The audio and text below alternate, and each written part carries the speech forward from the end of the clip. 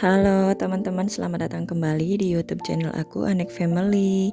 Gimana nih kabarnya teman-teman? Semoga selalu dalam keadaan sehat walafiat dan tidak kekurangan suatu apapun dan tetap bersemangat ya teman-teman. Nah teman-teman, di video kali ini aku bakalan sharing mengenai tips budgeting untuk pemula ya teman-teman. Jadi disimak terus ya sampai akhir. Nah, buat teman-teman yang baru gabung, kenalin ya, nama aku Anik. Aku seorang ibu rumah tangga dengan 2 orang anak. Di channel YouTube aku ini, aku bakalan sharing mengenai keseharian aku sebagai ibu rumah tangga, terus budgeting juga, dan mungkin nanti bakalan ada vlog-vlog saat aku jalan-jalan sama keluarga. Jadi untuk sekarang aku masih fokus di keuangan dulu ya teman-teman.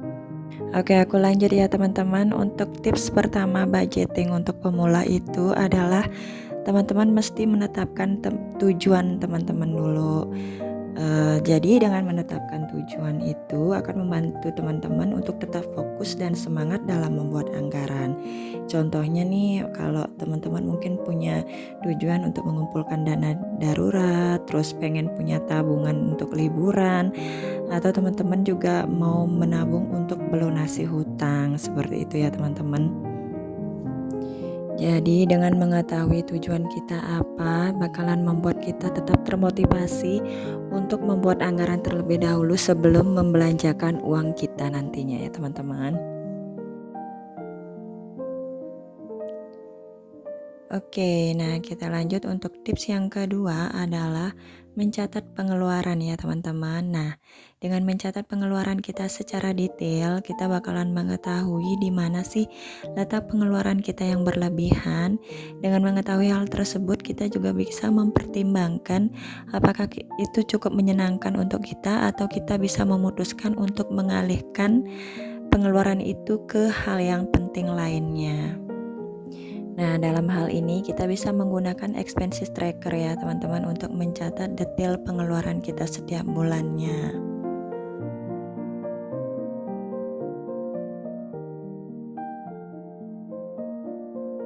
Kemudian lanjut untuk tips yang ketiga, kita harus memprioritaskan kebutuhan dulu daripada keinginan ya teman-teman.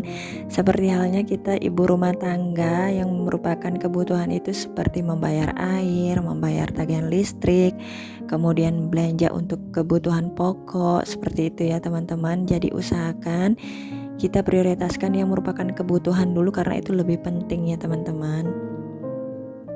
Jadi perlunya buat anggarannya seperti itu ya teman-teman, biar kita nggak bablas gitu belanjain uangnya. Nanti untuk tagihan-tagihan yang lain yang merupakan kebutuhan untuk sehari-hari itu jadi nggak tercover seperti itu. Nah, selanjutnya untuk tips yang keempat adalah anggarkan tabungan ya teman-teman. Jadi untuk hal pertama yang harus kita buat itu adalah tabungan dulu. Meskipun nominalnya kecil nggak apa-apa ya teman-teman. Yang penting kita bentuk kebiasaan dulu untuk menabung. Setelah kita menyisihkan uang kita untuk menabung, baru deh kita buat anggaran yang lain seperti untuk belanja bulanan atau belanja mingguan, seperti itu ya teman-teman. Kemudian lanjut untuk tips yang kelima adalah gunakan uang tunai saat berbelanja atau bertransaksi ya teman-teman. Jadi dengan menggunakan uang tunai di sini itu bakalan membantu kita untuk mendeteksi pengeluaran kita lebih nyata dibandingkan menggunakan kartu kredit atau kartu debit ya teman-teman.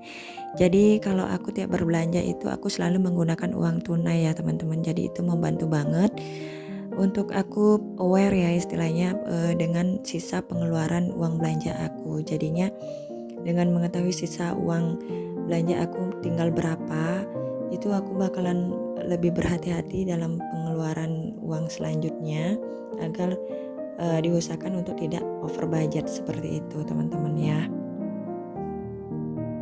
Jadi biasanya kalau berbelanja menggunakan kartu debit itu nggak terasa ya teman-teman, main gesek aja.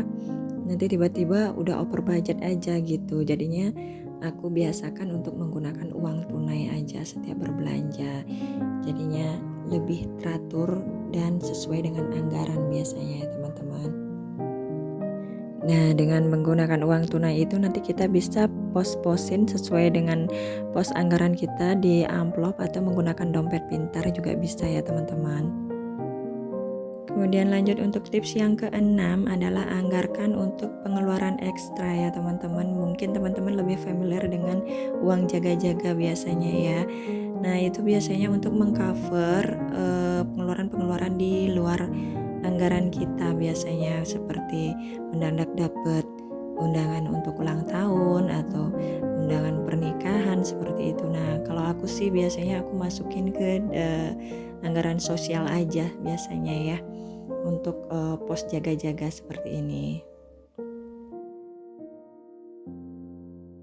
Kemudian tips yang ketujuh yaitu jadikan anggaran kita itu fleksibel ya teman-teman. Jadi maksudnya di sini itu anggaran yang bisa kita rubah-rubah setiap bulannya, anggaran mana yang perlu kita tambahin, terus anggaran mana yang perlu kita kurangin seperti itu. Jadi disesuaikan dengan situasi kebutuhan dan situasi keuangan kita di bulan tersebut. Kemudian tips yang ke-8 adalah jangan lupa teman-teman manjakan diri juga ya teman-teman untuk menjaga kesehatan mental kita juga.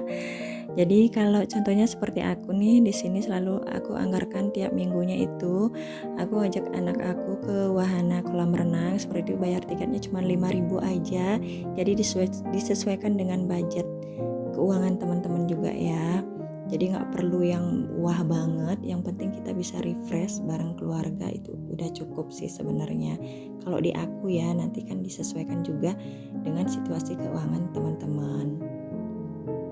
Kalau aku biasanya bawa air dan bekal makanan ya maksudnya itu biasanya dari rumah karena kebetulan wahana kolam renang yang biasa aku kunjungi dengan anak-anak aku itu dekat dengan rumah teman-teman. Jadi itu lumayan menghemat budget aku untuk jalan-jalannya. Nah, kemudian untuk tips yang terakhir adalah berbahagialah dengan anggaran yang sudah kita buat ya teman-teman. Jadi kita jangan membandingkan anggaran keuangan kita dengan rumah tangga yang lain karena tiap rumah tangga itu kan kondisi keuangannya beda-beda ya. Jadi kita syukuri saja dengan penghasilan di rumah tangga kita dan kita usahakan untuk mengatur dengan sebaik-baiknya.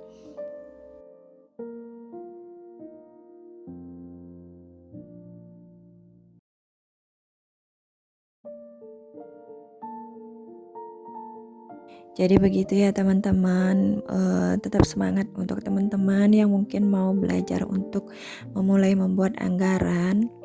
Itu memang nggak mudah ya teman-teman, tapi dengan tetap konsisten tiap bulannya mencatat pengeluaran, terus membuat anggaran sebelum berbelanja itu pasti nanti terbiasa dengan sendirinya.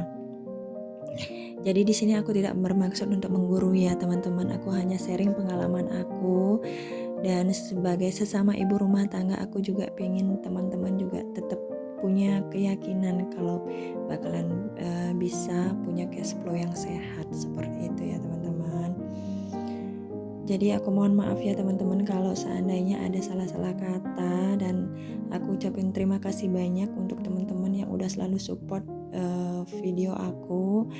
Kemudian aku juga ucapin terima kasih banyak teman-teman yang udah subscribe dan selalu mantengin nonton video-video aku sampai akhir ya teman-teman. Nah untuk kali ini sekian dulu video sharing dari aku. Semoga bermanfaat untuk teman-teman dan sampai jumpa di video aku selanjutnya ya teman-teman. Terima kasih.